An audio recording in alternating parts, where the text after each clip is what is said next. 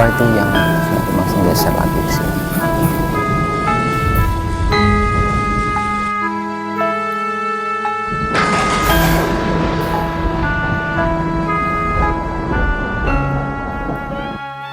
Panjenengan baru datang?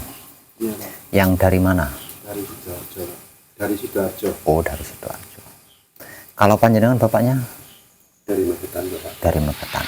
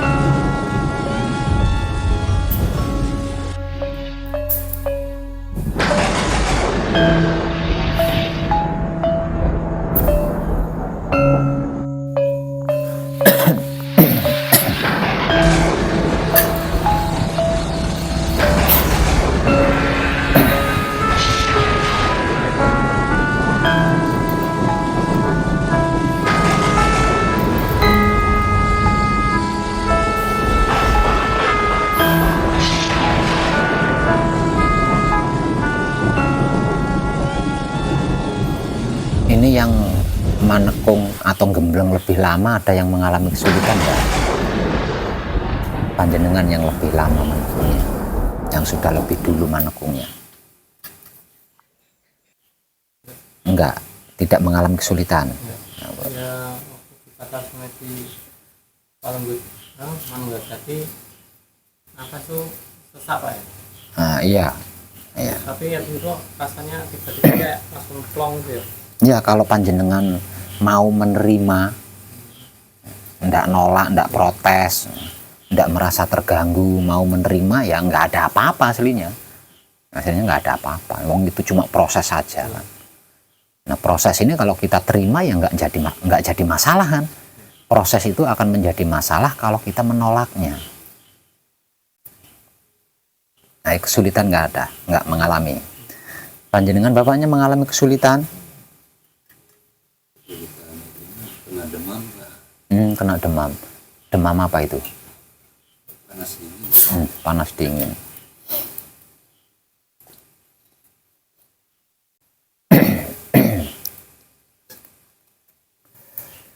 Dan itu pun bukan kesulitan itu ya, enggak termasuk kesulitan, tapi itu masuknya ke proses.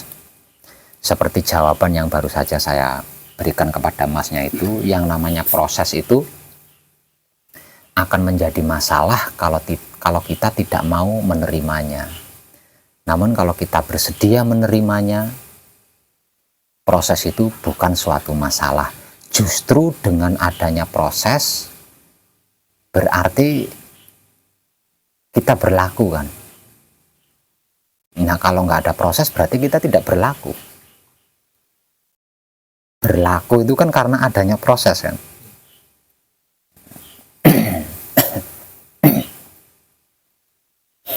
Nah, kalau panjenengan masnya mengalami kesulitan tidak? Menerima proses itu masih berat, Pak. Alasan apa yang menjadikan panjenengan berat menerima proses? Merasa tidak berdosa? Nahan sakitnya itu. Merasa sehat berarti? Nah ya, kalau berat menerima rasa sakit berarti kan merasa sehat jenengan.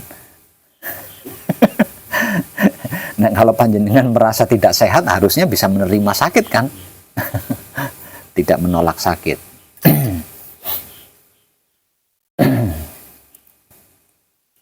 Nah, kalau masnya yang baru selesai Patrap Samadhi mengalami kesulitan apa tidak?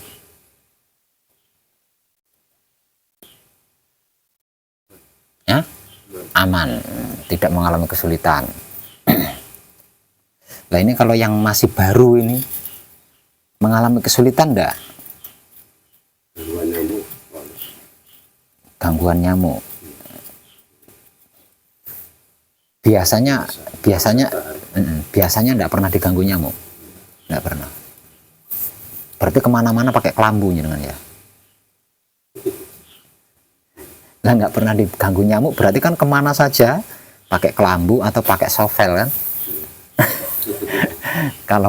kalau nggak pakai kelambu, kemana-mana tidak pakai kelambu, juga jarang pakai sovel, ya pasti bukan kali ini saja kan diganggu nyamuk. Sebenarnya bisa tenang tapi banyak nyamuk gitu. Nah, iya. Tapi yang lain bisa tenang tuh Pak. Ya, rasanya. Nah, itu karena nyamuknya belum kenal sama panjenengan, makanya nyamuknya ngejak kenalan. Nah yang sudah lama-lama nggak diganggu nyamuk tuh karena udah kenal kan, ini orang baru ini kenalannya datang dia. Kalau masnya mengalami kesulitan tidak? Aman.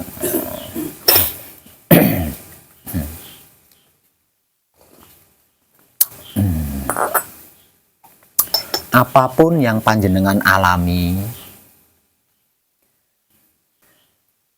intinya apapun yang panjenengan alami selama menekung atau gembleng, itu adalah prosesnya. Dan proses-proses itulah yang bisa menyelesaikan seluruh masa lalu panjenengan dengan sempurna. Namun, jika proses itu terganggu karena penolakan panjenengan, ya akan menjadi panjang dan menambahi masalah.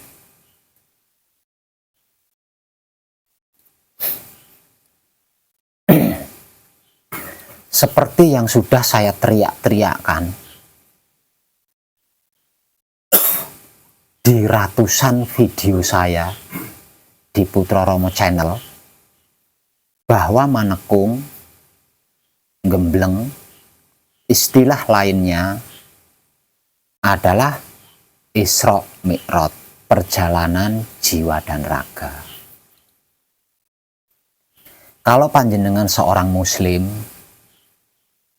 walaupun sebatas katanya, ketika panjenengan menghadiri majelis taklim peringatan Isra Mi'raj,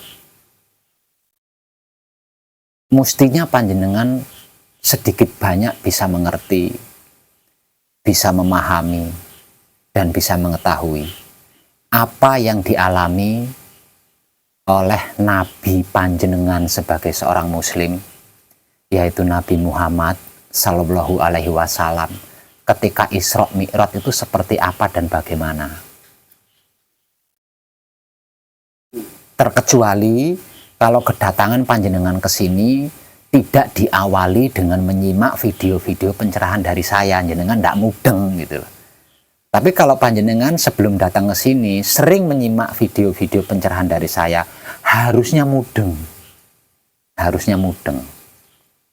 Harusnya paham. Kalau hanya sebatas dirubung nyamuk, kakinya pegel keram, pinggangnya pegel keram, sepertinya itu belum seberapa dibanding dengan Nabi Muhammad yang dadanya dibelah, terus hatinya diambil, terus diringso, disikat. Coba kayak apa rasanya itu? Itu sebelum Isra loh ya. Sebelum Isra. Jadi Nabi Muhammad itu sebelum Isra, dadanya dibelah terlebih dulu, kemudian hatinya diambil, dicuci.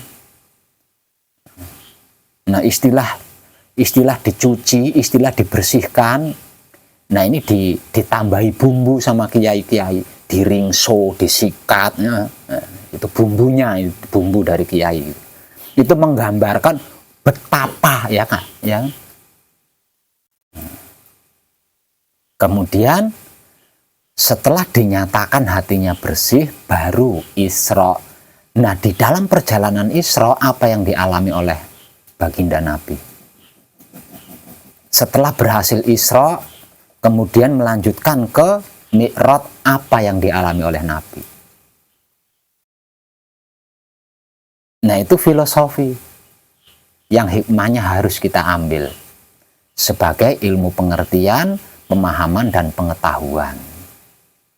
Bahwasanya mencapai titik fitrahnya diri, sucinya diri, itu tidak segampang yang kita pikirkan selama ini. Walaupun seaslinya gampang kan, cuma gitu tok toh. Ya. Aslinya kan gampang, cuma gitu tok.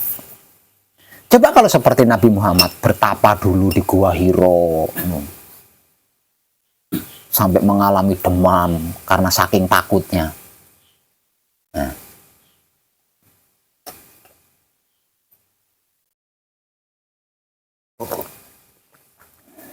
Jihad dulu, coba. Nggak akan mampu banyak dengan. Nah, di sini tetap bisa makan walaupun seadanya, tetap bisa medang walaupun sekedarnya, tidur sekenyangnya. Kalau panjenengan satu hari penuh mau tidur, kan nggak ada yang ganggu, nggak ada yang larang. Patrap samedinya juga nggak semalam suntuk, ya. Lalu kalau sudah seperti itu, apa yang layak dikeluhkan? Kalau seperti itu, jika dibandingkan dengan seorang nabi, manusia pertama yang menjalankan manekung atau gembleng atau Isra Mi'raj, nggak ada apa-apanya kita.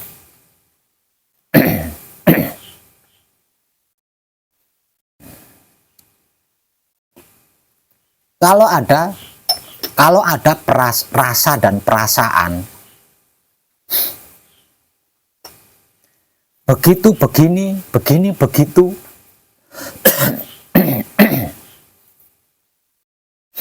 ketika panjenengan berproses selama manekung atau gembleng, padahal manekung atau gembleng panjenengan baru beberapa hari saja, baru beberapa jam saja, baru beberapa hari saja. Bagaimana dengan hidup panjenengan yang seumur hidup panjenengan perbudak? Panjenengan memperbudak hidup panjenengan seumur hidup, yang dialami oleh hidup itu seperti yang panjenengan alami sekarang ini loh, selama panjenengan manekung atau gembleng. Seperti itu loh.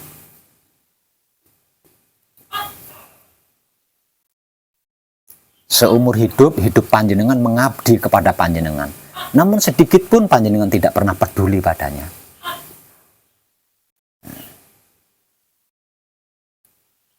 Nah, sekarang dibalik, karena panjenengan ingin mengenal jati diri. Nah, jati diri panjenengan kan hidup.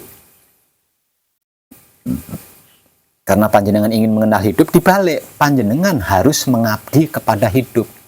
Seperti hidup yang telah mengabdi kepada panjenengan selama seumur hidup. Namun hidup bukan tidak peduli seperti panjenengan selama dijadikan pengabdi oleh hidup. Nah, kalau selama seumur hidup mengabdi kepada panjenengan tidak pernah peduli. Tapi sekarang panjenengan mengabdi kepada hidup tetap peduli. Tidak seperti panjenengan. Buktinya apa? Buktinya, betapapun pinggang panjenengan pegal, kalau panjenengan menghentikan patrap samadhi, sembuh pegalnya. Betapapun kaki panjenengan kram, kalau panjenengan menghentikan semedi, sembuh keramnya. Betapapun panjenengan dirubung nyamuk, kalau panjenengan menghentikan semedi, pada pergi nyamuknya. Itu bentuk kepedulian hidup kepada panjenengan. Coba kalau hidup tidak peduli, walaupun panjenengan istirahat dan sebagainya, masih mengalami seperti itu. Ayo.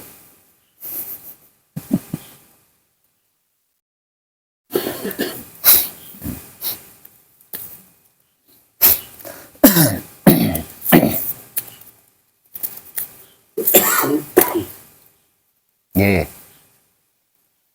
Secara simpel, manekung atau gembleng yang secara spiritual religi disebut-sebut sebagai Isra Mi'raj atau perjalanan jiwa raga menuju ke fitrahnya diri atau sucinya diri.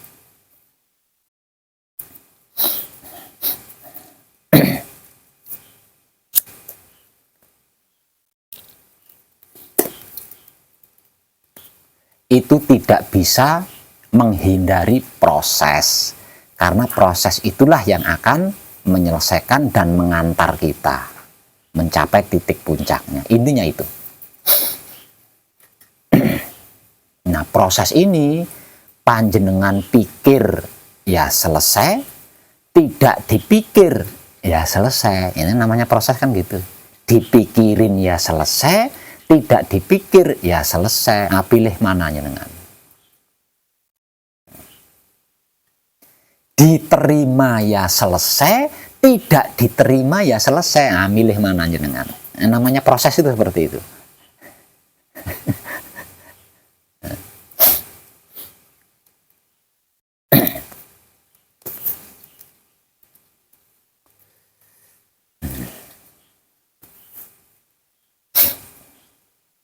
Oke, clear lo ya, selesai lo ya. Tinggal panjenengannya mau apa enggak itu aja. Iya ya. Nah, ini mumpung ya, ini mumpung residu rasa dan perasaan dari perkara yang saya alami hari ini tadi belum hilang. Belum hilang ya, masih ada. Residunya itu masih ada. Jadi hari ini tadi saya mengalami sesuatu. Nah, karena mengalami sesuatu yang itu ndak sederhana gitu ya. Itu ndak sederhana. Sehingga menciptakan sebuah residu. Tahu residu enggak? Hah? Tahu residu enggak? Residu mirip-mirip dengan kenang-kenangan.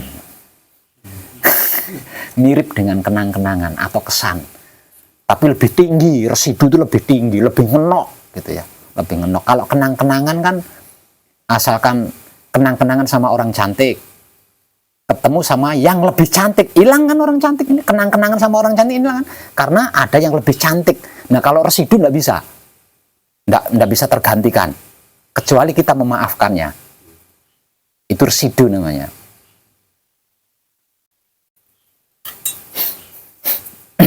Nah, hari ini, hari tadi, sampai hari ini, residu rasa dan perasaan dari apa yang saya alami sehari tadi itu kan masih ada, belum hilang.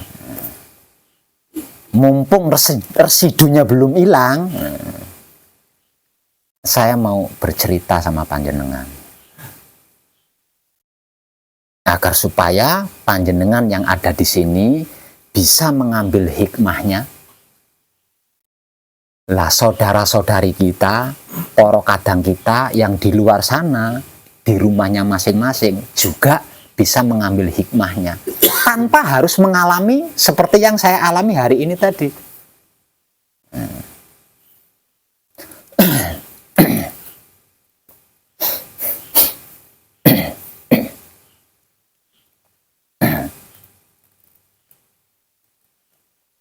Namun sebelum saya bercerita, saya beritahu panjenengan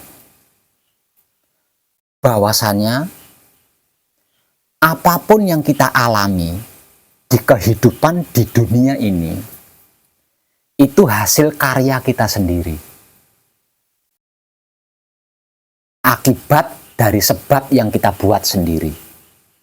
Bukan karena orang tua, bukan karena teman, bukan karena tetangga, bukan karena kakek nenek, bukan karena guru, bukan karena Pak Lurah, bukan karena pemimpin, bukan karena camat, bukan karena bupati, bukan karena gubernur, bukan karena wali kota, bukan karena presiden, melainkan akibat dari sebab yang kita lakukan sendiri. Ini tentang apapun loh ya, tentang apapun. Jadi jangan pernah menyalahkan siapapun. Kalau panjenengan mengalami itu, ini, jangan pernah menyalahkan siapapun. Karena itu resiko panjenengan sendiri. Akibat dari perbuatan kita sendiri.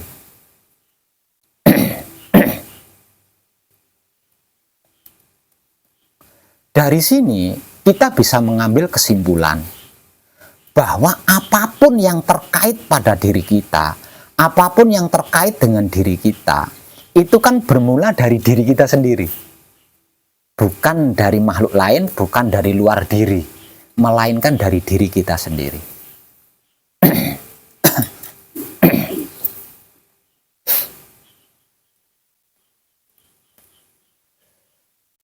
Sejarah perjalanan kehidupan pribadi saya itu berawal dari sukses,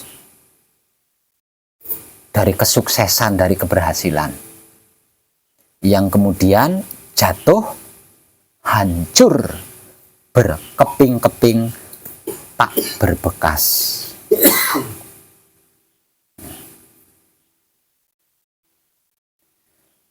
Kalau seseorang berawal dari tidak punya, dari gagal ya, dari miskin, orang miskin mengalami kaya, itu 95% bisa mawas diri ya, bisa kontrol dirinya. Karena apa? Karena masa lalunya sebagai orang miskin ini kan dijadikan cermin kan, maka dia akan menjaga kekayaannya agar supaya tidak mengalami kemiskinan seperti kehidupan awalnya. Jadi itu luar biasa. Namun jika seseorang yang pada mulanya kaya raya kemudian jatuh, hancur, berantakan, kalau otaknya tidak kuat, gila mas. Kalau hatinya tidak kuat, bunuh diri. Artinya itu sangat luar biasa bukan? Nah, perjalanan kehidupan saya itu bermula dari orang kaya dulu. Orang sukses, orang berhasil. Kemudian mengalami jatuh, hancur semuanya, tanpa terkecuali. Bahkan bisa dikatakan tidak bersisa. Lah bagaimana? Rumah kedua orang tua saya kebakar. Apapun yang dimiliki dan tersimpan di dalam rumah, habis kan? Lalu kebakar rumahnya. Sekaya-kayanya orang zaman dulu, rumahnya tetap kayu kan, nggak ada rumah batu bata, tembok, cor-coran itu nggak ada. Nah, sekaya-kayanya orang dulu tetap rumahnya dari kayu, karena belum ada semen zaman itu. Yang tidak dari kayu itu cuma candi, tempat ibadah. Nah, kalau rumahnya kebakar, habis semua kan. Selain pakaian yang dipakai pada saat itu, nggak ada yang bersisa. Dan itu sangat menyakitkan.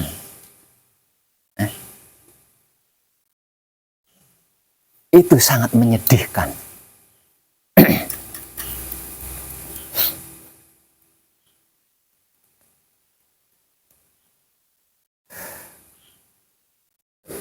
Dari semua keluarga saya, mungkin yang bisa mengambil hikmah dari apa yang dialami oleh keluarga saya, mungkin hanya saya, mungkin. Buktinya, yang melakukan ini itu cuma saya, sedangkan yang lain masa bodoh. Ikut pada umumnya saja.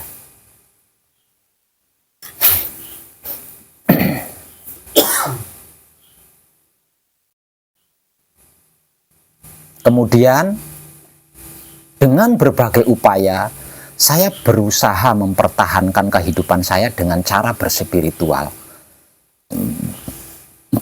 hingga sampai di titik ini,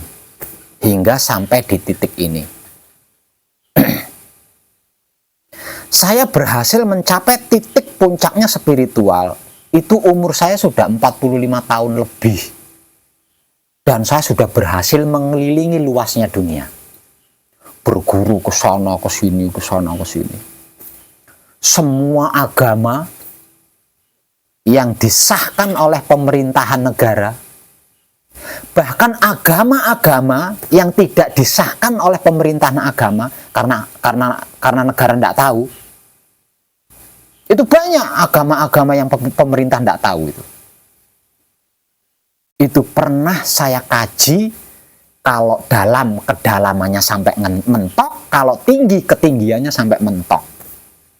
Sebab karena itu saya pernah mengatakan hampir seluruh hidup saya itu saya habiskan hanya untuk berspiritual.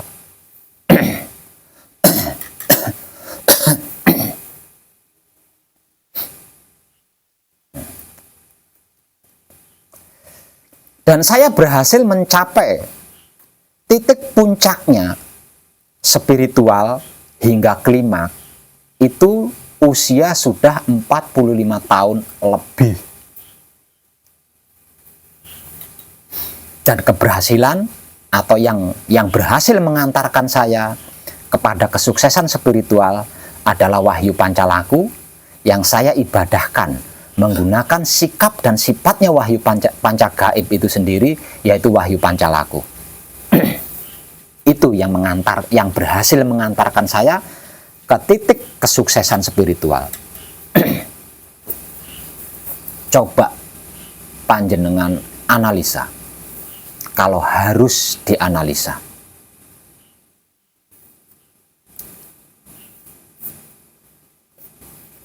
Hidup hingga 45 tahun. Apakah masih belum kenyang? Di usia 45 tahun lebih, saya merasa kenyang hidup di dunia ini. Saya sudah merasa puas, saya sudah merasa cukup. Karena lelah, saya sudah tidak ingin lagi. Ada di dunia itu saya sudah tidak ingin lagi. Lawang di dunia saya sudah nggak punya apa-apa.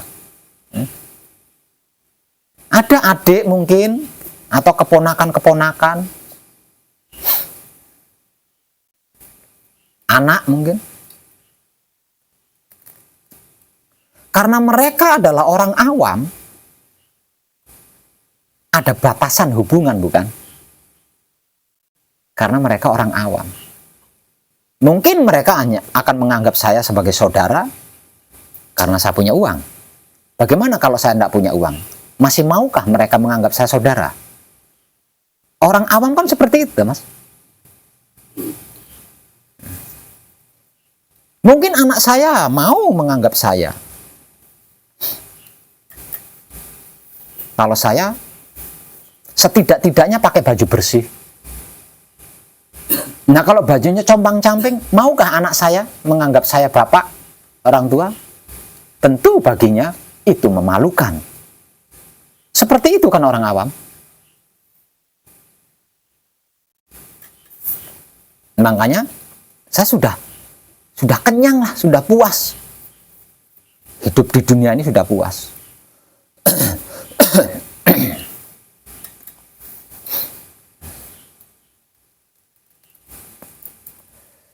Namun ternyata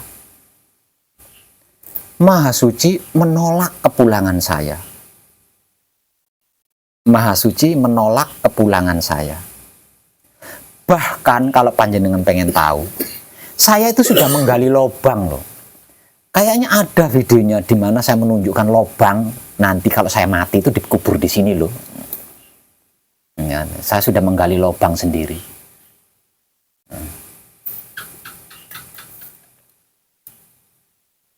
Namun Maha Suci menolak saya. Maha Suci mau saya mengabarkan tentang Maha Suci yang sesungguhnya, tentang Maha Suci yang sebenar-benarnya, tentang Maha Suci yang sejatinya, dengan apa adanya, tanpa ego, pamrih, arogan dalam bentuk apapun.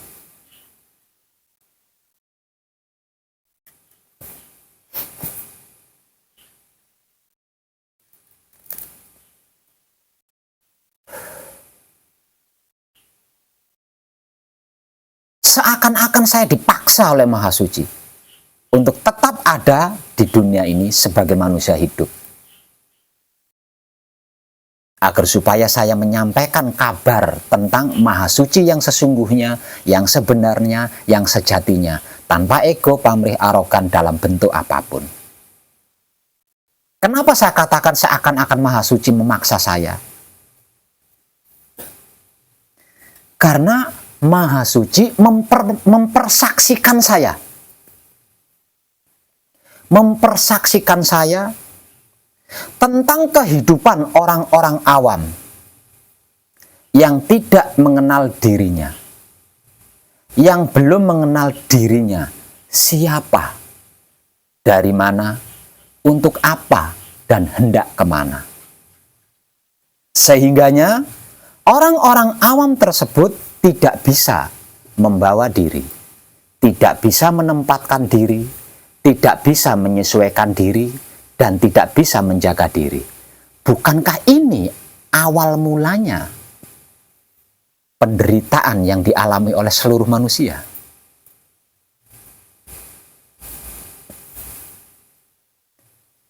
Akibat dari tidak mengenal diri, yang berarti tidak mengerti, tidak mengetahui, tidak memahami siapa dirinya, dari mana dirinya, untuk apa dirinya, dan hendak kemana dirinya, maka tidak bisa membawa diri, tidak bisa menempatkan diri, tidak bisa menyesuaikan diri, tidak bisa menjaga diri.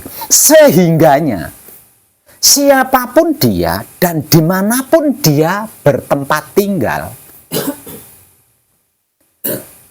selalu dikerumuni karma-karma, selalu didatangi masalah-masalah, bahkan selalu diincar oleh malaikat maut pencabut nyawa, dan semuanya itu di luar kesadarannya. Sehingganya dengan mengalami semua itu, menyalahkan kedua orang tuanya. Gara-gara kedua orang tuaku, tumpak-tumpakan saya sampai lahir di dunia ini dan mengalami semua ini. Gara-gara presidennya, gara-gara camatnya, gara-gara lurahnya, oh iya, semuanya disalah-salahin. Padahal itu akibat dari dirinya sendiri yang tidak bisa membawa diri, tidak bisa menempatkan diri, tidak bisa menyesuaikan diri, tidak bisa menjaga diri. Makanya didatangi masalah, makanya didatangi karma, makanya diincar sama malaikat maut. Tapi yang disalahkan, oh iya sana, nggak pernah kesini tuh, nggak pernah kesana terus. Awalnya kan dari sini.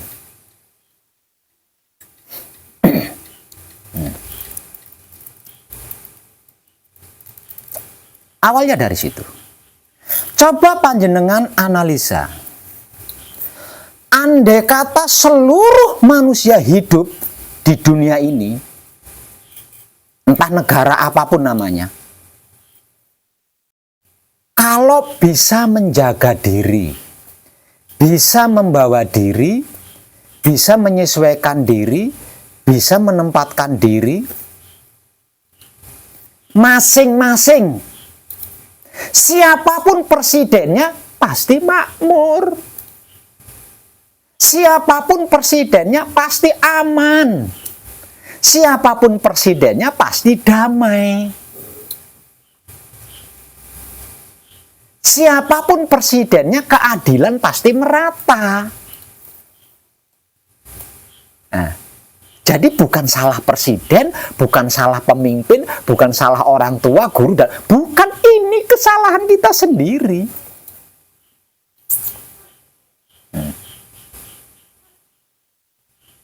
Bahkan seorang yang buta huruf diangkat menjadi presiden sekalipun, rakyatnya tetap makmur, rakyatnya tetap aman, nyaman, Gemah Ripah Lojinawi.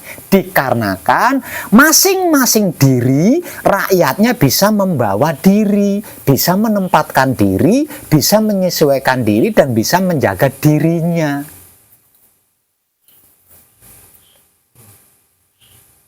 Kira-kira begitu apa begitu coba? Iya kan?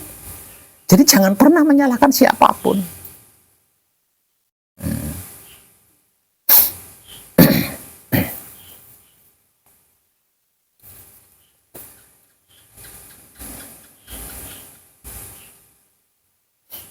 Tentang ini, saya akan mencontohkan keluarga saya sendiri, bukan keluarganya siapapun. Bahwasanya menjadi orang miskin, menjadi orang kecil, menjadi orang pinggiran, itu menyakitkan sekali. Itu sangat menyakitkan.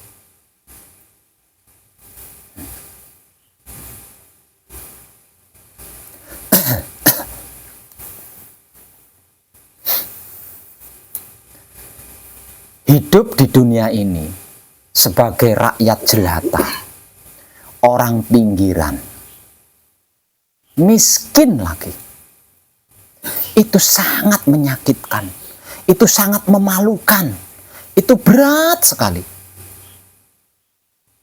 Saya dan keluarga saya sudah mengalami ini gitu loh. Sudah pernah mengalami ini, makanya bisa cerita.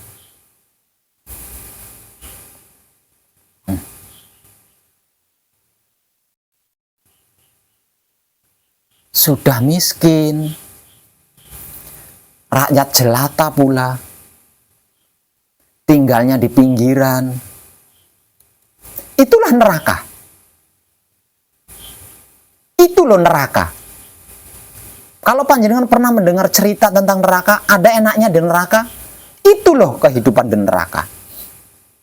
Sudah miskin, rakyat jelata, tinggalnya di pinggiran pula. Tidak mengenal dirinya siapa, dari mana dirinya, untuk apa dirinya, hendak kemana dirinya. Itu loh neraka jahanam.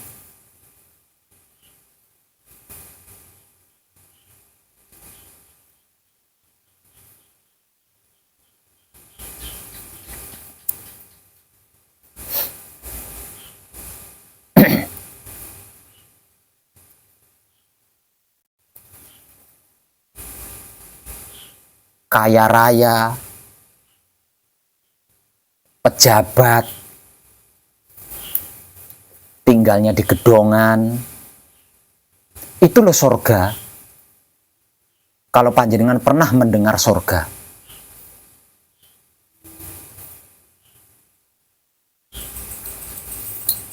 Kaya raya, pejabat tinggi, tinggalnya di gedongan, tapi tidak mengenal dirinya siapa.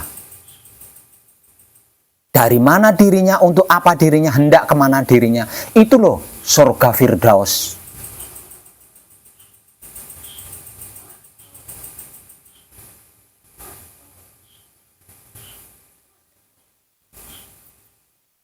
Namun kedua-duanya tetap merugi. Mau jadi orang miskin maupun jadi orang kaya, kalau tidak mengenal dirinya siapa, dari mana, untuk apa, hendak kemana, tetap merugi. Jadi orang miskin ya dikejar-kejar masalah, jadi orang kaya ya dikejar-kejar masalah. Jadi orang kaya, apapun yang dilakukan melahirkan karma. Jadi orang miskin, apapun yang diperbuat juga melahirkan karma. Jadi orang miskin setiap saat diincar oleh malaikat jurupati. Jadi orang kaya pun setiap saat akan diincar oleh malaikat jurupati. Lalu apa enaknya? Apa untungnya menjadi kedua-duanya? Kalau tidak mengenal diri kita siapa, dari mana, untuk apa, dan hendak kemana. Ini terjadi pada keluarga besar saya. Terjadi pada keluarga besar saya sendiri, hendak menceritakan orang lain.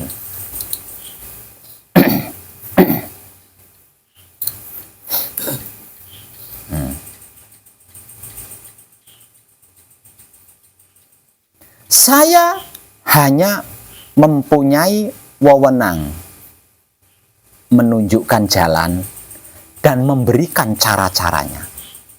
Selebihnya, saya tidak bisa berbuat apa-apa. Bahkan saya tidak bisa memaksa. Sebab, apa yang sedang saya kaji bersama ribuan kadang saya, itu soal kumpul nunggal suci, tentang kesadaran rasa cinta kasih sayang hidup. Jadi tidak bisa dipaksa, apalagi terpaksa. Secara simpel, ini soal kesadaran. Simpelnya, awamnya, ini soal kesadaran, bukan selain soal kesadaran. Bukan selain tentang kesadaran. Kalau ini bukan tentang kumpul nunggal suci, kalau ini bukan soal kesadaran cinta kasih sayang hidup, mestinya seluruh keluarga besar saya tidak ada yang awam. Saya paksa untuk mengkaji diri bersama saya. Lah ini yang membuat saya terenyuh. Ini di luar kuasa saya. Dikarenakan ini tentang kesadaran. Lah yang namanya kesadaran itu tidak bisa dipaksa, apalagi terpaksa.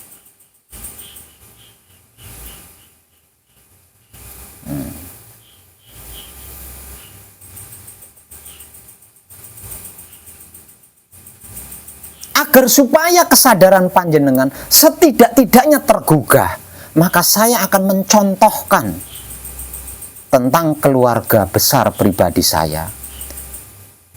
Dan yang baru saja terjadi, yang hari ini saya alami. Kalau panjenengan kurang ternyuh menjadi orang susah, menjadi orang miskin, menjadi orang pinggiran, kalau panjenengan kurang ternyuh, ini saya beri contohnya. Dan saya baru saja mengalami hari ini tentang keluarga besar saya sendiri.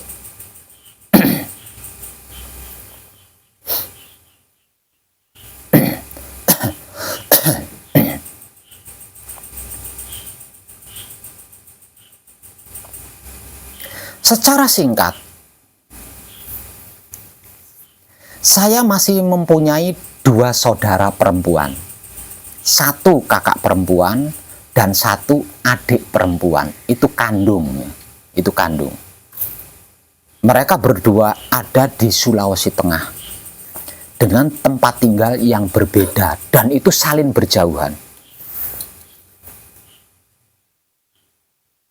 Kehidupan mereka sehari-hari tidak ada bedanya dengan orang-orang awam lainnya yang tidak bisa lepas dari yang disebut masalah.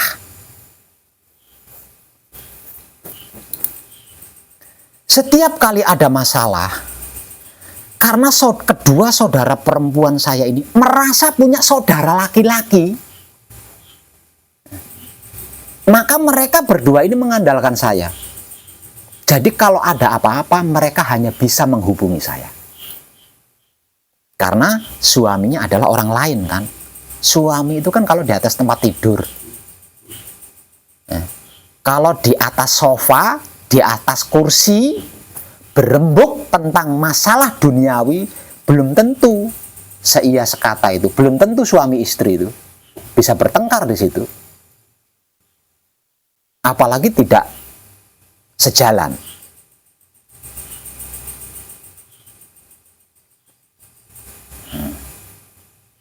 ceritanya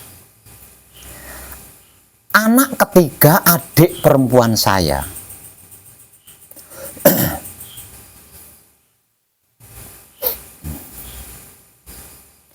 ini tertangkap oleh polisi sedang melakukan pesta narkoba. Ada yang nggak tahu narkoba? Ada yang tidak tahu sanksi hukum tentang narkoba seperti apa? Ada yang nggak tahu?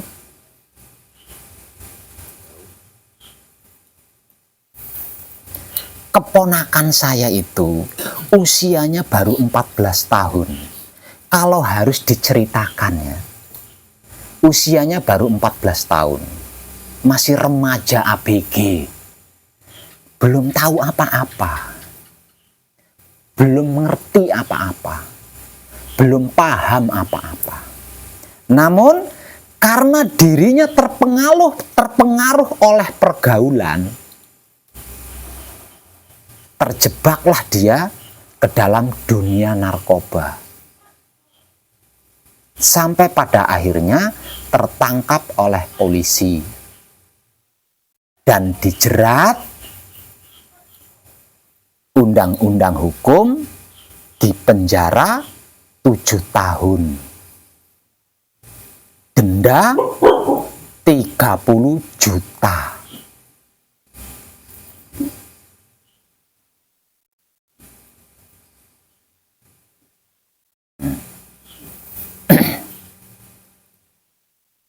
Kalau tentang kejadian yang sedang terjadi, kalau tentang kasusnya saya tidak kaget. Karena 45 tahun saya hidup di jalan. 45 tahun saya hidup di jalan. Jadi saya tidak kaget dengan perkara-perkara seperti itu. Yang membuat saya sempat goyang adalah keadaan adik perempuan saya. Seorang perempuan sendiri, ini tidak punya siapa-siapa di sana. Tetangga itu kan kalau punya uang, kalau tidak punya uang punya tetangga panjenengan. Kalau tidak punya uang punya tetangga, belum tentu. Adik saya di sana itu sendiri, punya kakak perempuan jauh. Jaraknya itu kalau di Jawa sama seperti Boyolali Banyuwangi. Itu jaraknya itu berjauhan dengan kakak perempuannya itu. Dia di sana sendiri, seorang perempuan. Suaminya sedang bekerja ke saya di kandang kambing, itu suaminya ada di sana. Sedang ngerawat kambing saya di kandang, itu suaminya ada di sini. Artinya dia di sana tidak ada yang diajak bicara. Didatangi polisi,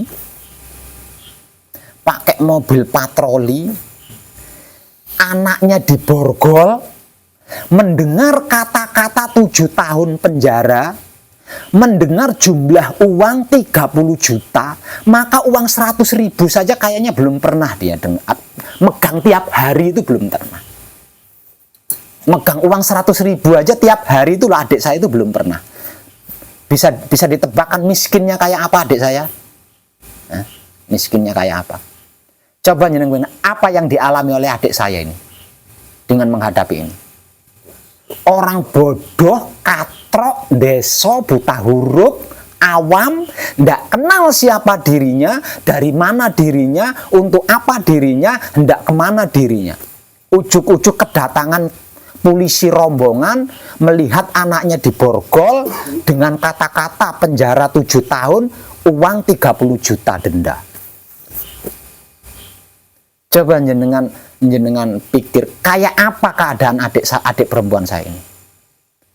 Kayak orang gila, Mas. Macam orang gila, jatuh bangun pingsan, sadar lagi, nanti pingsan lagi, sadar lagi itu. Stres dia. Orang diri dia. Itu loh. Seperti itu loh.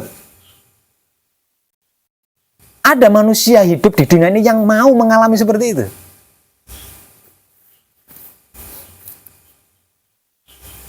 Ini terlepas dari keponakan saya itu masih lugu, kemudian terpengaruh. Ini terlepas dari itu.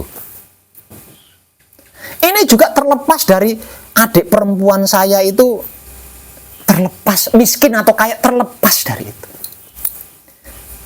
Tapi ini loh akibat daripada adik saya yang tidak bisa membawa diri, menempatkan diri, menyesuaikan diri, dan menjaga diri. Sehingganya dia mengalami seperti itu. Ini tidak hanya sekali dua kali. Seumur hidupnya. Lah kok tahu, lawang saya selalu dibawa-bawa kalau mengalami apa-apa. Lawang dia merasa cuma saya yang bisa diandalkan. Saudara laki-lakinya cuma saya. Jadi mengalami apapun saya selalu dibawa. Jadi saya selalu tahu keadaannya.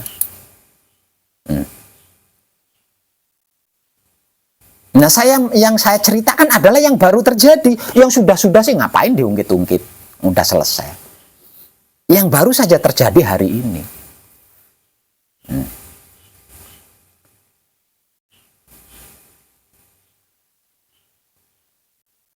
Karena tidak bisa bicara apa-apa, akhirnya anaknya dibawa ke kantor polisi. Dari rumah ngejar ke kantor polisi sampai lupa pakai rok. Coba gimana itu? Sampai lupa pakai rok, itu lupa. Lari ngejar anaknya, minta tolong-tolong. Siapa yang mau nolong? Dia nggak punya siapa-siapa di sana, seorang diri. Siapa yang mau nolong? Berulang-ulang kali nelpon saya. Lawang saya bukan apa ya? Saya bukan antek-anteknya Android.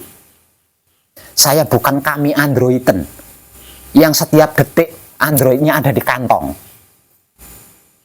Nah, kalau saya kami Androiden, kan saya nggak bisa berpisah dengan Android tuh. Dimanapun, kapanpun, Androidnya kan selalu ada di saku saya. Lah saya bukan manusia Androiden.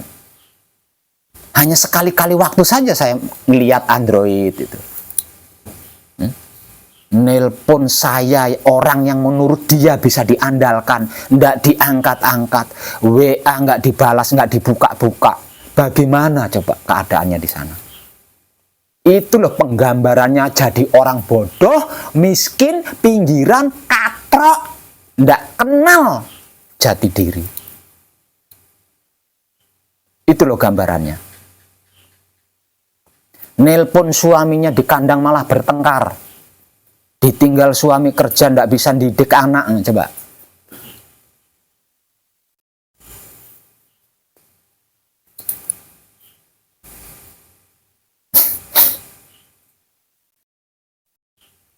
Nah, itu yang terlihat jelas di mata saya. Sebagai saudara sekandung, saya dapat merasakan apa yang dia alami sehari penuh tadi itu.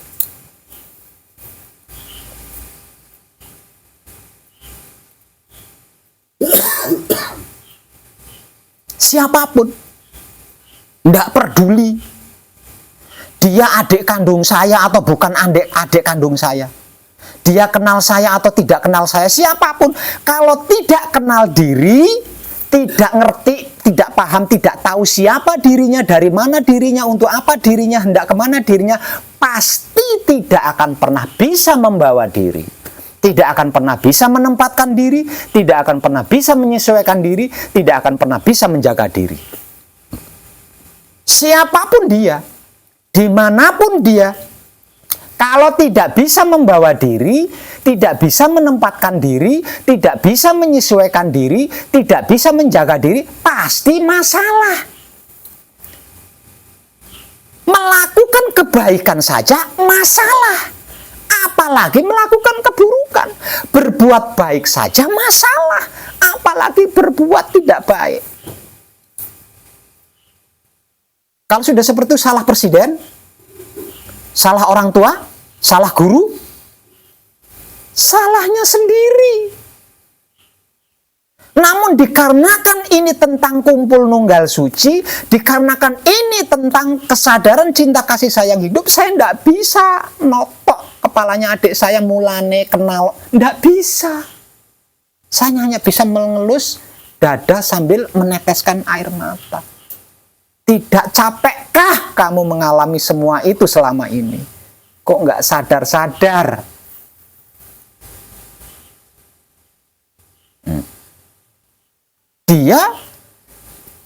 saya masih ada. Coba kalau saya nggak ada, mau minta tolong siapa? Adik saya ini mau minta tolong Allah. Lah wong nggak kenal, dirinya aja nggak kenal kok Allah. Coba. Itu penggambaran, itu contoh.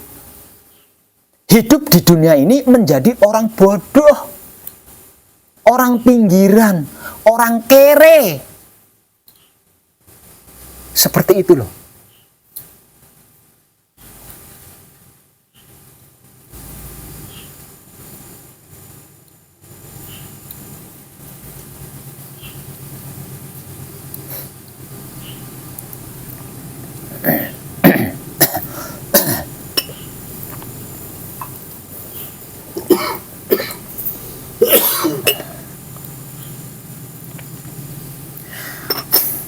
Namun sebelum ini saya sudah dipersaksikan oleh Maha Suci tentang orang-orang awam yang tidak mengenal diri, yang belum mengenal diri, dan mengalami hal-hal yang sama seperti yang dialami adik saya itu sebelumnya saya sudah dipersaksikan. Makanya saya terenyuh. Makanya saya bersedia mengabarkan tentang apa dan bagaimana Maha Suci yang sesungguhnya, Maha Suci yang sebenar-benarnya, Maha Suci yang sejatinya, tanpa ego, pamrih, arogan.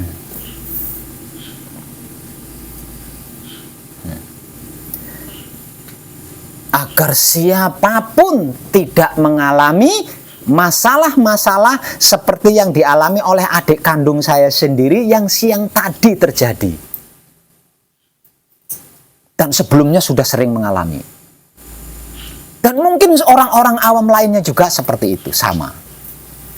Agar tidak seperti itu, agar supaya bisa membawa diri, menempatkan diri, menyesuaikan diri, menjaga diri. Kalau setiap diri mengenal diri, yang berarti bisa membawa dirinya sendiri, bisa menempatkan dirinya sendiri, bisa menyesuaikan dirinya sendiri, bisa menjaga dirinya sendiri, tidak peduli, tidak butuh presiden bertitel profesor.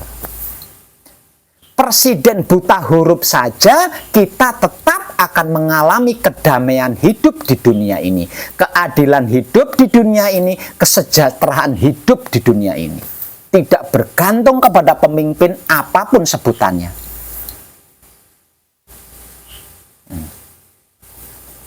Makanya saya pernah mengatakan, semua ini bermula dari diri kita sendiri, bukan dari luar diri kita sendiri.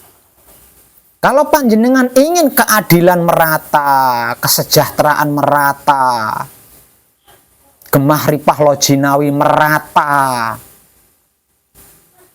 ini dimulai dari diri kita sendiri. Bukan dari presiden kita, bukan dari pemimpin kita, bukan dari guru orang tua kita, bukan. Karena apapun yang terjadi pada diri kita, itu bermula dari diri kita sendiri. Itu akibat dari kelakuan kita sendiri, dari perbuatan kita sendiri.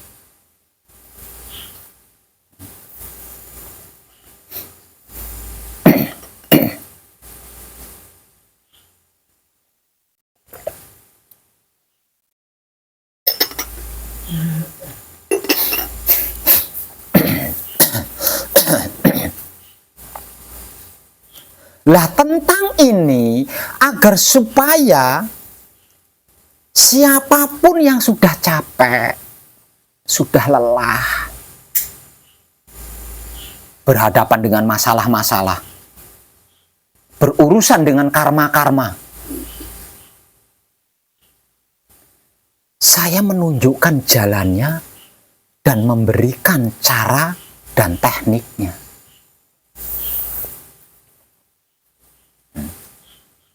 Cara dan tekniknya saya berikan tanpa ego, pamrih, arogan diri saya pribadi dalam bentuk apapun. Jalannya saya tunjukkan tanpa ego, pamrih, arogan diri saya pribadi dengan bentuk apapun.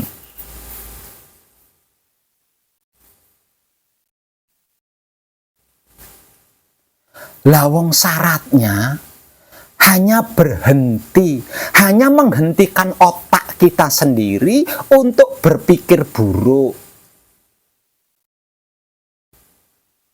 untuk berpikir jelek, untuk negatif thinking. Beratnya di mana? Beratnya di mana? Lawang cuma menghentikan cara kerja otak kita yang selalu berpikir negatif, yang selalu berpikir buruk, yang selalu berpikir jelek. Beratnya di mana? Lawang ndak pakai puasa.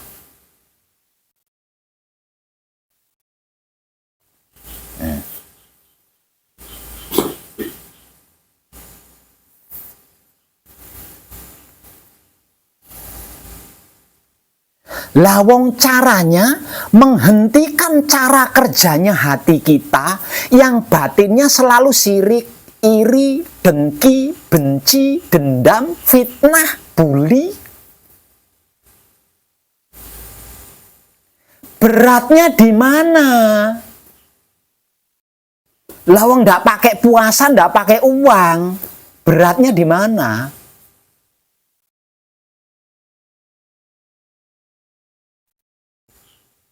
Lawong syaratnya cuma hanya menghentikan cara kerja kelamin kita yang selalu bersahwat atau yang selalu berkeinginan mencari-cari kesalahan orang lain, mencari-cari keburukan orang lain, mencari-cari kejelekan, kekurangan orang lain untuk dihina, untuk dijatuhkan, untuk dihakimi, diadili. Beratnya di mana? Lawong ndak pakai puasa, ndak pakai uang. Beratnya itu di mana?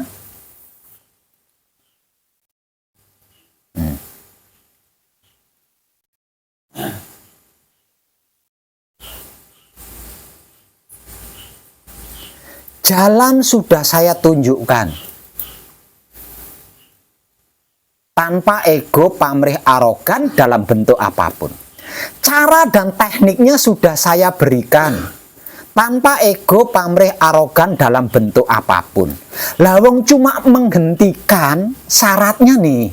Cuma menghentikan cara kerjanya otak yang selalu berpikir buruk, jelek, negatif thinking. Syaratnya cuma menghentikan kebiasaan cara kerjanya hati yang batinnya selalu sirik, iri, dengki, dendam, benci, bully, fitnah, dan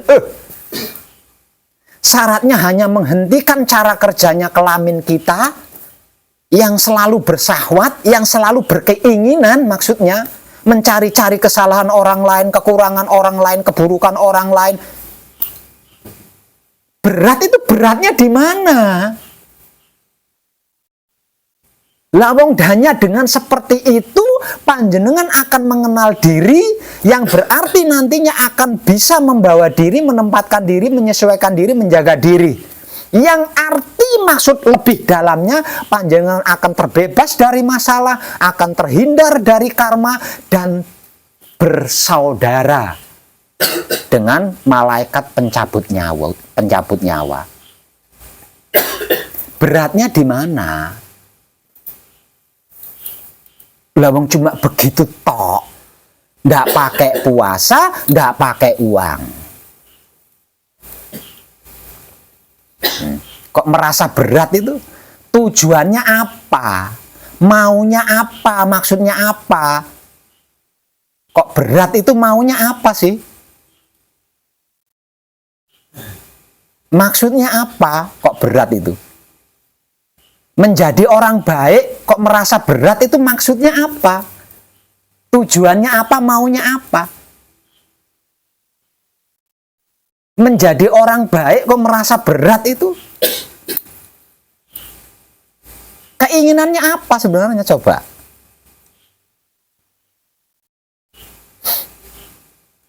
Keberadaan saya untuk menunjukkan jalan dan memberikan cara dan tekniknya, bukan membantu. Kepada keluarga saya sendiri, jika selalu tidak menyadarkan, saya pun akan menghentikan kebantuan. Walaupun dia adik kandung saya. Kalau bantuan saya tidak mampu menyadarkan dia, saya harus menghentikan bantuannya. Seperti yang sudah saya lakukan kepada orang lain. Saya pernah mengeluarkan sebuah video bahwa saya sudah menghentikan bantuan-bantuan dalam bentuk materi dan material. Karena apa yang saya bantukan tidak menggugah kesadaran. Jadi sia-sia saya membantu. Saya membantu materi, saya membantu material itu sia-sia loh, tidak menyadarkan. Nah kalau sudah sia-sia, untuk apa saya lakukan? Sama. Kepada adik-adik saya, keluarga saya sendiri, saya akan melakukan sama. Kalau bantuan saya tidak menyadarkan, akan saya hentikan. Karena tugas saya bukan untuk itu. Tugas saya hanya untuk menunjukkan jalan dan memberikan cara serta tekniknya.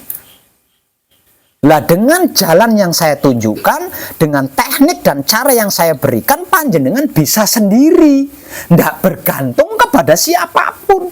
Panjenengan bisa dewasa sendiri, mandiri sendiri, berdiri sendiri, merdeka sendiri, menjadi diri sendiri sebagai diri panjenengan sendiri. Tidak bergantung kepada siapapun dan apapun. Bukankah apa yang saya maui ini adalah terbaik? Lawang mengarahkan panjenengan untuk tidak bergantung kepada siapapun dan apapun.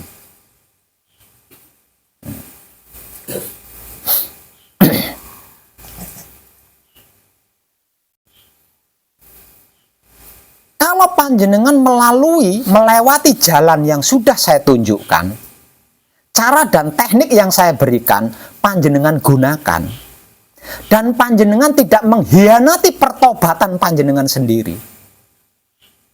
Artinya berhenti, menghentikan otak panjenengan yang selalu berpikir buruk, jelek, negatif.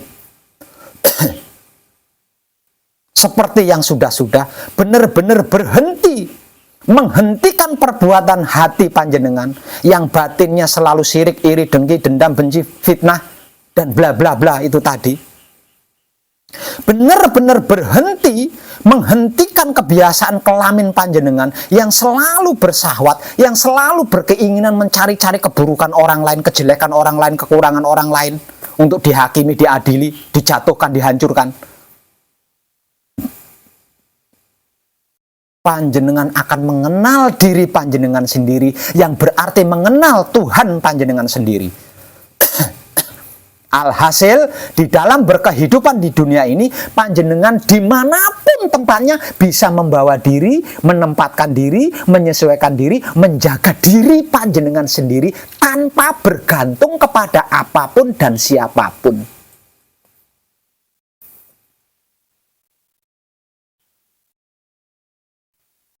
Terbaik loh yang saya berikan.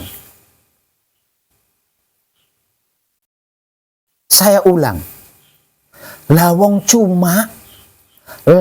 hanya menghentikan kebiasaan cara berpikirnya otak kita yang selalu negatif, buruk, dan jelek.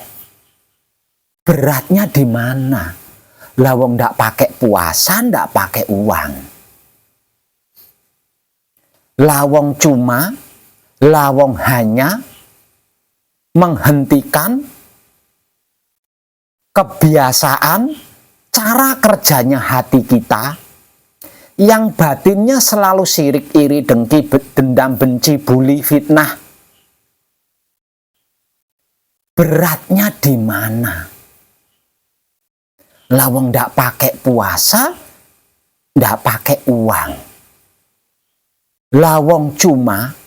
Lawong hanya menghentikan kebiasaan cara kerja kelamin kita yang syahwatnya atau yang keinginannya selalu mencari-cari kekurangan orang lain, keburukan orang lain, kebodohan orang lain, kejelekan orang lain untuk dijatuhkan, dihakimi. Beratnya di mana lah wong nggak pakai puasa, nggak pakai uang. Lah kok lebih memilih mengkhianati pertobatan panjenengan, selesai manekung, selesai gembleng, pulang meninggalkan pesanggrahan, mengadu domba sesama kadang, menipu uangnya poro kadang, membuli, bahkan tidak senonoh memperlakukan kadang perempuan. Panjenengan itu manusia apa bukan? Orang apa bukan? Kalau bukan manusia, kok wujudnya ganteng ya? Nah, kalau manusia, kok seperti pohon pisang, berhati, berjantung, namun tidak memiliki hati.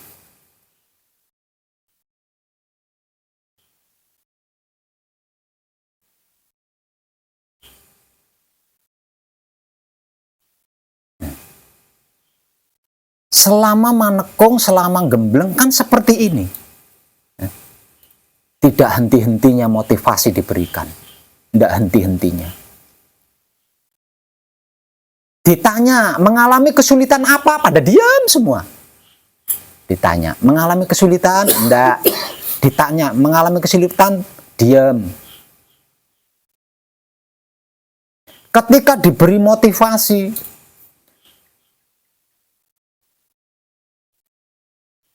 paham semua, ngerti semua, tahu semua.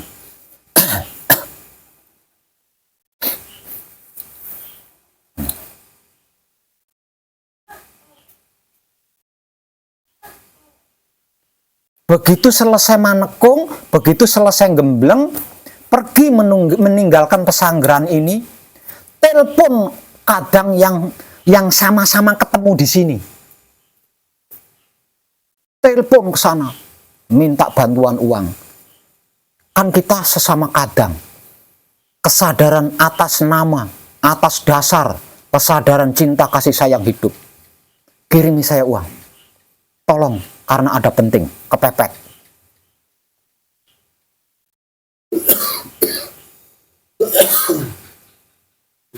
Pergi mendatangi kadang lain. Sesampainya di sana,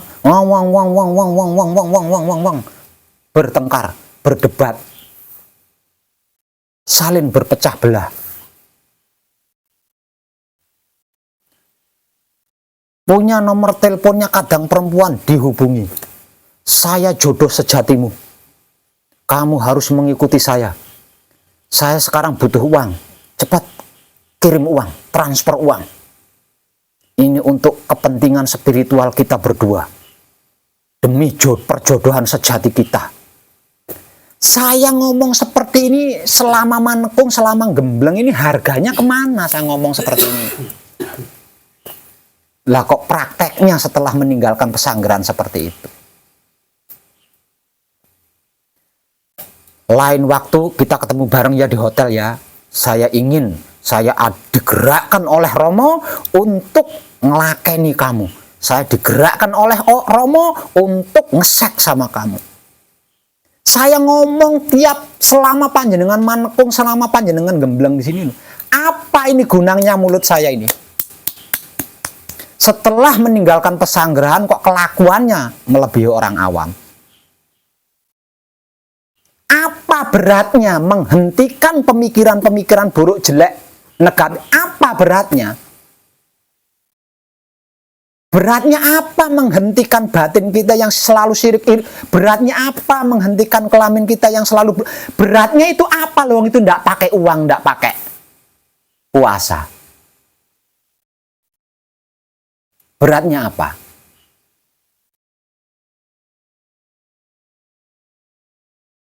Kalau usahanya rugi, usahanya bangkrut, Pak Web, tolong please, saya butuh.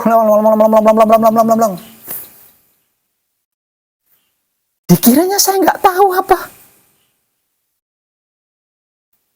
Saya teman seperjalanan, laku spiritual panjenengan. Artinya saya tahu.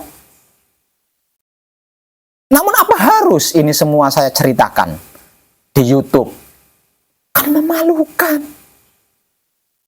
Itu memalukan. Saya tidak pernah memberikan motivasi-motivasi kepada siapapun tentang hal-hal seperti itu.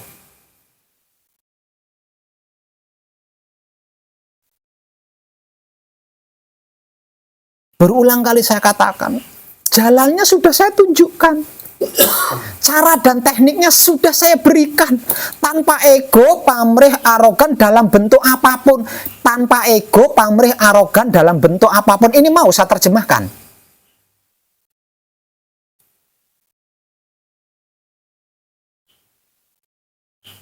Tinggal menghentikan kebiasaan cara kerja otak kita yang seperti yang barusan saya katakan. Tinggal menghentikan kebiasaan cara kerja hati kita yang barusan saya katakan. Tinggal menghentikan kebiasaan kelamin kita yang barusan saya katakan tadi. Beratnya di mana? Kalau panjenengan masih bermasalah di luar sana, usaha ngalami bangkrut sampai kehabisan modal, berarti panjenengan bullshit. Tidak mau menghentikan cara otak panjenengan ketika berpikir. Berarti panjenengan pengkhianat. Tidak mau menghentikan kebiasaan cara kerja hati panjenengan. Tidak mau menghentikan kebiasaan cara kerja kelamin panjenengan. Kalau tidak mungkin panjenengan mengalami semua itu, tidak mungkin. Mengalami semua itu tidak mungkin kalau panjenengan tidak. Jadi jangan dikira saya tidak tahu. Panjenengan telepon ke sana, minta kiriman uang dari kadang itu, minta kiriman uang dari kadang itu. Kalau kadangnya yang dimintai kiriman uang, yang dimintai transferan uang, lagi nggak ada duit, berbicara pelecehan. Dikiranya saya nggak tahu.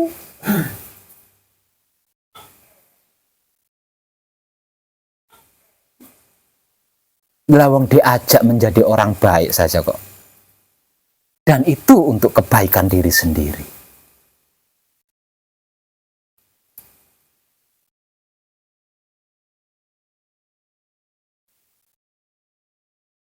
Masa iya baru beberapa hari sudah lupa? Masa iya baru beberapa hari sudah lupa dengan ikrarnya ketika datang menemui saya di pesanggrahan? Bahwasanya sudah capek, sudah lelah, mau bertobat. Itu kan ikrar panjenengan. Kenapa setelah selesai manekung, setelah selesai gembleng, jalannya saya tunjukkan, cara dan tekniknya saya berikan, tanpa ego, pamrih, arogan dalam bentuk apapun, lah kok menyakiti orang lain? Lah kok merugikan orang lain?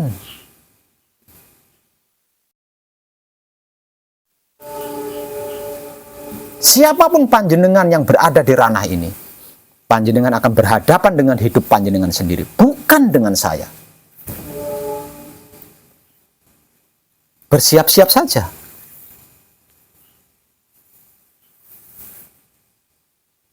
Bukankah sudah berulang kali saya katakan, ini bukan main-main.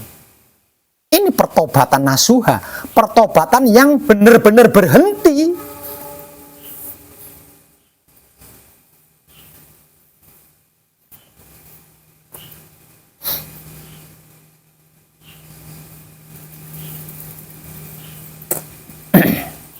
Hidup di dunia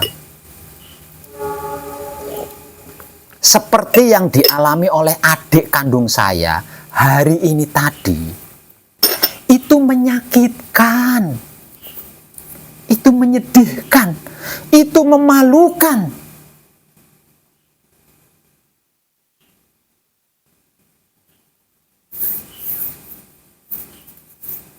Apapun bentuk permasalahannya, tetap sama menyakitkan, tetap sama menyedihkan.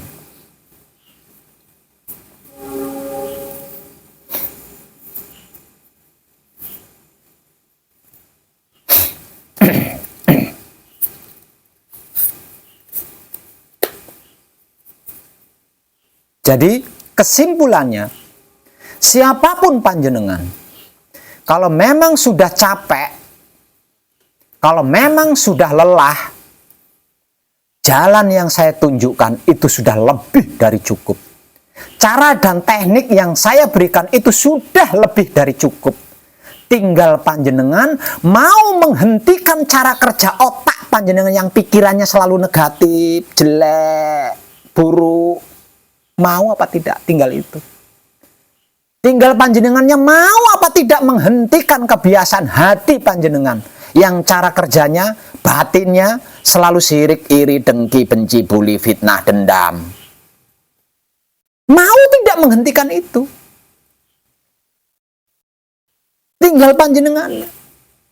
Mau apa tidak menghentikan kebiasaan kelamin panjenengan yang syahwatnya, yang keinginannya selalu mencari-cari kesalahan orang lain, keburukan orang lain, kekurangan orang lain. Mau nggak menghentikan semua itu? Kalau panjenengan benar-benar mau menghentikan semua itu, yang berarti tobat, tobatan nasuha nih kalau bahasa religinya, nggak akan panjenengan mengalami seperti itu. Mengalami seperti yang dialami oleh adik kandung saya hari ini, ndak akan. Lawang panjenengan bisa membawa diri, bisa menempatkan diri, bisa menyesuaikan diri, bisa menjaga diri. Bagaimana mungkin mengalami seperti yang dialami oleh adik saya hari ini tadi?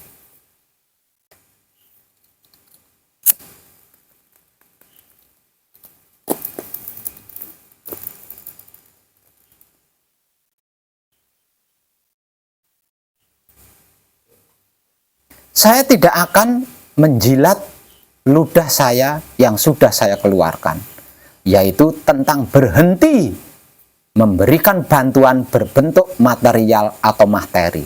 No, sekarang no, tidak.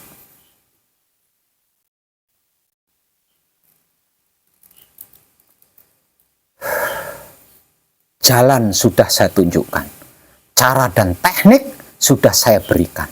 Tinggal mau apa tidak menghentikan kebiasaan otak panjenengan seperti yang sudah saya jelaskan tadi. Tinggal mau apa tidak menghentikan kebiasaan hati panjenengan seperti yang sudah saya jelaskan tadi. Tinggal mau apa tidak menghentikan kebiasaan kelamin panjenengan seperti yang sudah saya jelaskan tadi. Itu tok.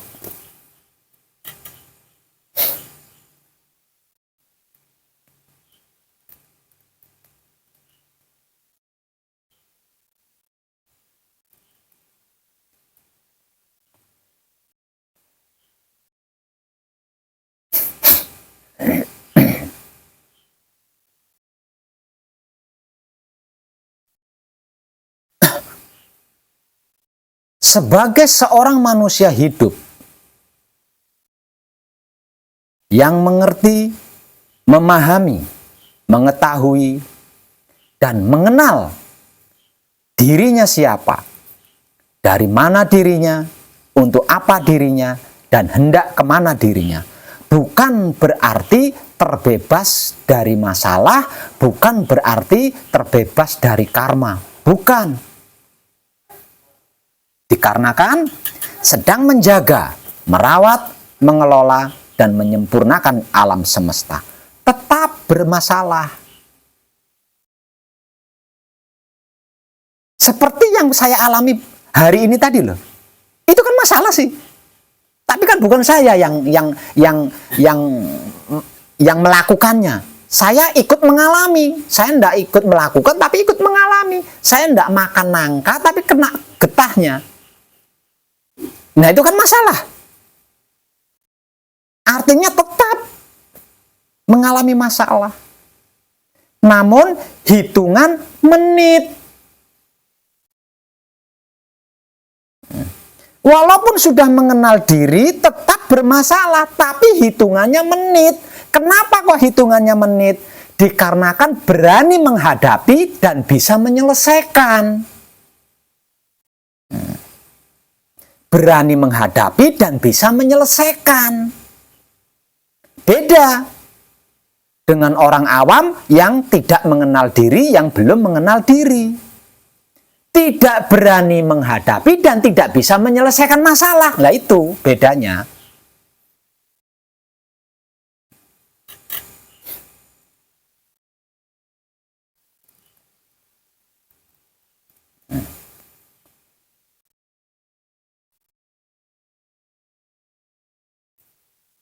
Paham panjenengan?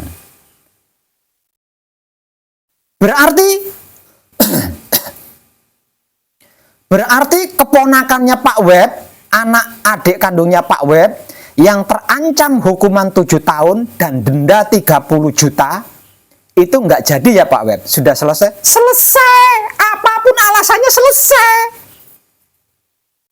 Saya bukan pegawai negeri. Saya nggak punya gaji. Saya bukan pejabat tinggi. Apapun ceritanya, apapun alasannya, selesai. Ponakan saya nggak jadi 7 tahun penjara. Denda 30 juta, selesai. Apakah itu bukti kurang? Apa kurang itu buat bukti?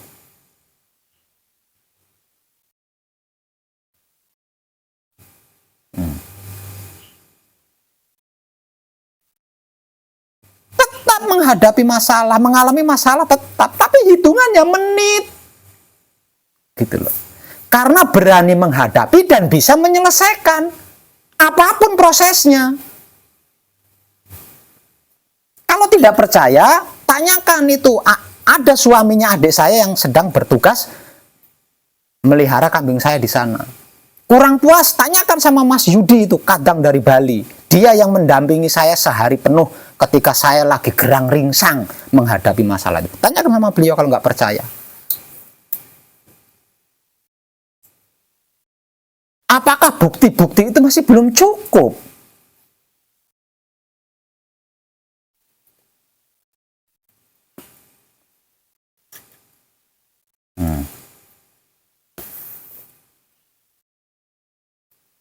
Padahal saya hanya mempraktekkan wahyu panca gaib menggunakan sikap dan sifatnya wahyu panca gaib itu sendiri, yaitu wahyu panca laku atau iman. Namun pikiran saya yang negatif, buruk, jelek, no, tidak saya izinkan singgah di sini. Batin saya yang sirik, iri, dengki, benci, no, nggak akan saya izinkan bersarang di dada saya itu, no. Keinginan-keinginan mencari-cari kesalahan orang lain, no, tidak saya izinkan bertempat tinggal di kelamin saya. Haram, najis buat saya. Karena saya sudah capek, sudah lelah. Saya tidak mau menjadi orang miskin, kere, bodoh, dungu, katrok. Saya tidak mau hidup di neraka itu, saya tidak mau. Hidup di dunia segini luasnya, segini indahnya, kok di neraka itu goblok-gobloknya wong.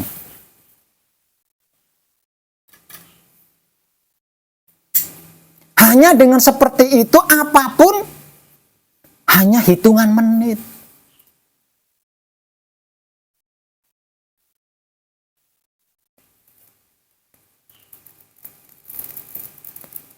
Itu bukti.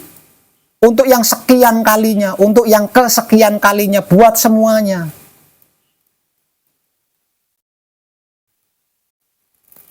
Coba.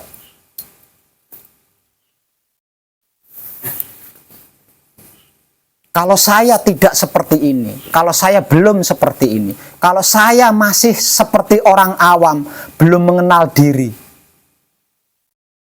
adik kandung saya mengalami seperti itu, apa yang akan saya alami?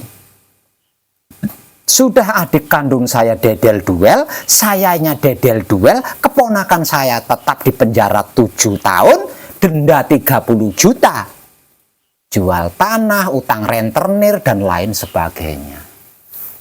Itu loh.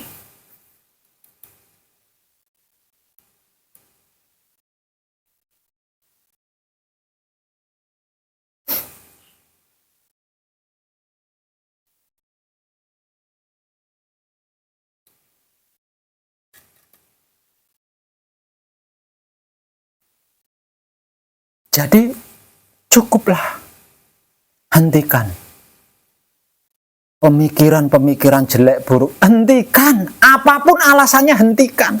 Menjadi orang baik itu lebih baik, menjadi orang baik itu lebih baik. Rasa dan perasaan sirik, iri, dengki, benci, hentikan. Keinginan-keinginan mencari-cari orang, kesalahan orang lain, kekurangan orang lain, hentikan. Nggak ada untungnya. Betapapun buruknya pemikiran kita, betapapun jeleknya pemikiran kita, itu tidak akan bisa mengubah hidung kita yang pesek menjadi mancung. Itu enggak percaya, buktikan aja. Buruknya pikiran panjenengan apakah bisa mengubah hidung panjenengan yang pesek menjadi mancung? Kan tidak sih. Artinya kan nggak ada untungnya toh. Dengan sirik, iri, dengki, benci, dendam. Nah terus kantong kita yang tadinya kosong terus berisi uang gitu. Yang tadinya nggak punya rokok terus bisa menjadi punya rokok. Kan enggak sih. Nah terus untungnya apa kok melakukan itu? Keinginan mencari-cari kesalahan orang lain, keburukan orang lain, terus rumahnya yang reot berubah menjadi gedong gitu. Kan tidak sih. Lah terus untungnya apa melakukan seperti itu? Lawang menghentikan hal-hal seperti itu aja kok berat itu.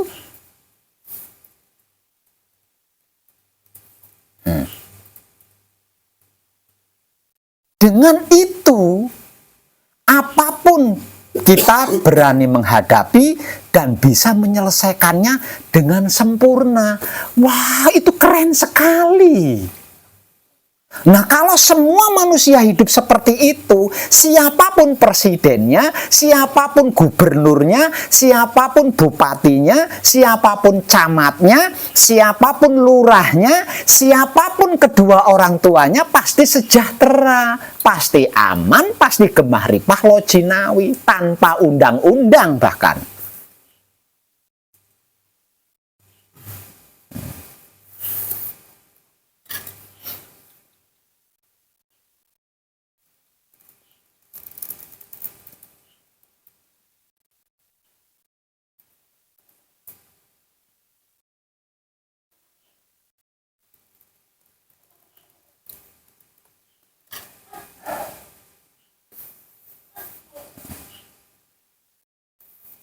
G.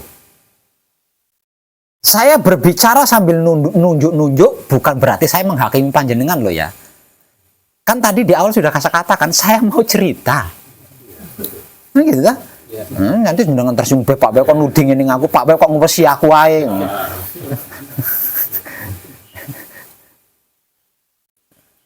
Dan ambillah hikmahnya.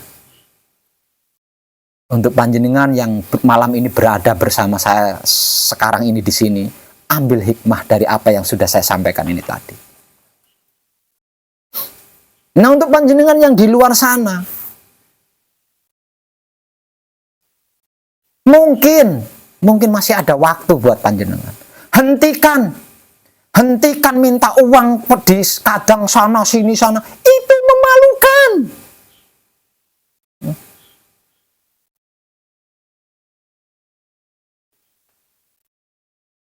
Hentikan video call sama kadang perempuan dengan kelakuan porno, hentikan, itu memalukan. Panjenengan berikrar pada diri panjenengan sendiri sebagai satrio sejati ini satrio. Kelakuannya seperti itu, itu memalukan. Memang antar kadang, tidak peduli perempuan, tidak peduli laki-laki, itu ada ikatan kesadaran cinta kasih sayang hidup. Tapi bukan tentang kelamin. Tapi bukan tentang materi. Tapi tentang kumpul nunggal suci, bukan tentang jenis kelamin. Panjenengan jangan terjebak di situ. Apa yang dialami oleh adik kandung saya hari ini, itu di dunia loh. Itu kehidupan di dunia. Beda lagi di kehidupan akhir hayat, yang secara spiritual disebut akhirat. Akhirat itu arti maksudnya akhir hayat, setelah meninggalkan dunia ini. Itu jauh lebih mengerikan. Kalau masih di dunia, mending. Sedih bisa nangis. Malu, kepalanya bisa dijentus-jentusin di tembok. Kalau di akhirat, panjenengan sedih, nggak punya air mata. Panjenengan sedih, tidak punya air mata, gimana nangisnya? Apa nggak tersiksa kalau di akhir hayat? Karena ruh tidak berjenis kelamin, artinya tidak punya kontol, tidak punya memek. Nah, ruh ini tidak kencing, tidak beol, yang berarti juga tidak punya air mata. Nah, coba kalau ngalami sakit perut di alam ruh, kencingnya gimana? Kalau mules, kebelet, beolnya gimana?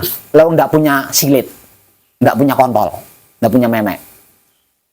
Nah, sedih, nangisnya gimana nangisnya? Kalau sedih.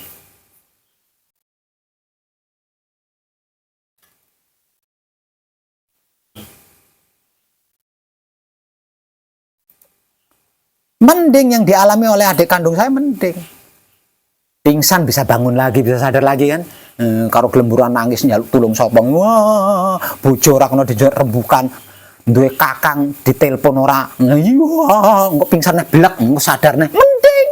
Ning akhirat piye?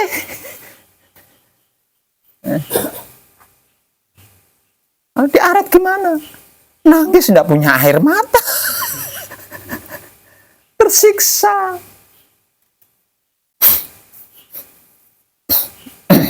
Itu tersiksa sekali.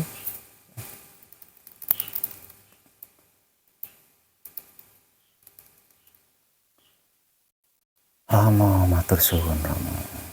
Makasih Mas Yudi ya. Dia nemani saya sehari tadi. Tapi dia nggak tahu kalau saya sedang mengalami itu, dia nggak tahu. Olap sehari.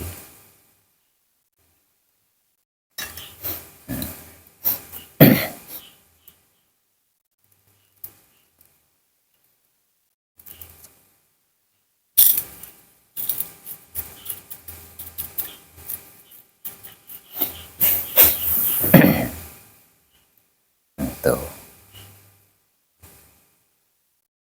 Saya rasa kalau panjenengan mampu mencerna apa yang saya sampaikan malam ini, wah keren sekali itu.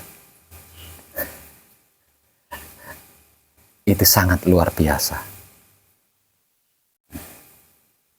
Nah, entak to residuku wis ora apa-apa aku. Itu cara saya menghilangkan residu. Dengan seperti itu, habis dah residu saya. Saya udah plong, plong. Nggak beban lagi. Tadi walaupun sudah selesai masalahnya, masih kenangan itu kan, ya, masih terngiang-ngiang itu. Berarti yang dialami oleh orang-orang awam itu sama seperti yang dialami adik saya. Wih, wakeh dawa jadi ngeresidu. Jadi ngeresidu akeh. Namun dengan seperti ini selesai udah residu yang menyiksa saya dari tadi.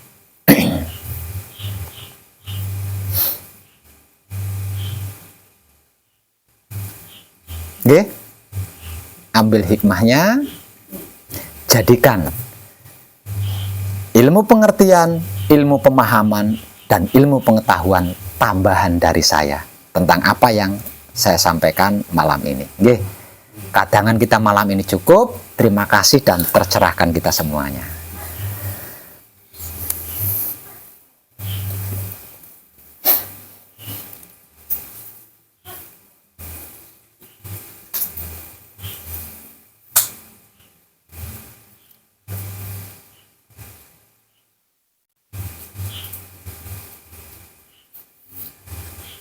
Nggak apa-apa ya masuk YouTube ya.